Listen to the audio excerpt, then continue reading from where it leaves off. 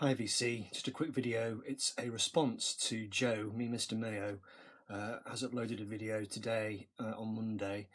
He'd already asked me about this in a previous video of mine, my video that I made the other day about breaking New Year's resolutions, and I couldn't really answer his question, so I said I'd think about it. I've just seen his video, your video, Joe, and I thought I could do with doing a video response to it.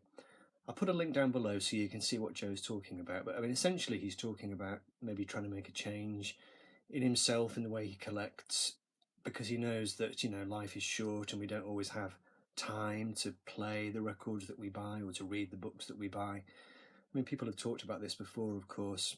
I mean, Joe asked me, he actually asked me why I had, why I had broken my New Year's resolution to not buy quite so many records this year. And it was a difficult question to answer, and I just want to show you my office. I want to show you the problem that I have, because I bought those records the other day, thinking to myself that I had a space on the bottom shelf here, which I'll show you in a minute.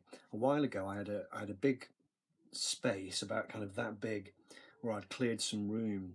And in my mind, when I went to buy those records, I thought, it's okay, they'll go in that space. But what I completely forgot is that a while ago I reorganized things in the office completely, and the space has gone.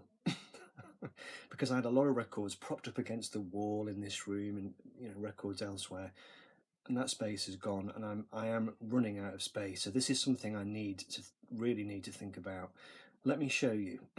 Okay, so we're at ground level now, and this is the shelf I've had for quite some time. You'll see here I'm using books as kind of dividers, and this is the shelf that I thought I had some space on. Now the space I thought I had was basically probably from about here through to maybe there, but it's closed. That space is closed, so that entire shelf now is pretty full. I can't really. You could squeeze a record in there, but it would be a little bit painful. Now, before I got back into collecting records about a year ago, that was kind of all I had really. Since then, I've got this new shelving unit here, which it's not perfect for my needs. Let me just stretch the wire here a little bit. Okay, so basically on the bottom shelf here, this is my shelf of things that are to be listened to, things that I've either listened to once and need to listen to again, or in some cases things I need to listen to because I haven't listened to them at all. There's some space here. Then alphabetically organised here now, that shelf, I've got about that much space on here. This shelf is, I can still squeeze a few in there, but not many. And the top shelf I'm not really using. I've got some my Beatles records on the left here, and some records there that I'm going to do a video on, and essentially that's it. I don't really want to fill up that space because it's kind of hard to get to the records. Let me just cut back to me. Okay, so I mean, just to keep this kind of reasonably brief, in Joe's video he was talking about the fact that he's a completist, and he really now wants to focus mainly on the Beatles. And I mean, there's being a completist and there's being a completist. I'm not much of a completist. I mean, there are some artists, and I have collected all their albums, say the Beatles and Pink Floyd, Genesis, Steely Dan, Roxy Music. But I'm not a completist in the sense of going after every single last version of every last single record, or chasing down bootlegs and live albums, and I'm not that kind of completist. And my thing with collecting, I suppose, is always being a bit more to do with diversity. I mean, I always think that there's a sort of, the weakness of my collection is that there's a lot of breadth and maybe not enough depth in a way, because I do buy lots of different kinds of things, but I rarely kind of drill down and get that kind of depth there where you've bought a lot of music by one particular band or person. Although like I say, I have collected certain artists.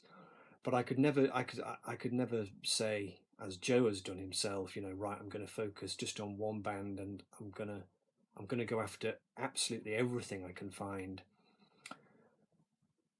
My weakness, I think, is, I mean, it's a complicated thing, isn't it? Trying to work out why you buy certain records. I'm going to say two things.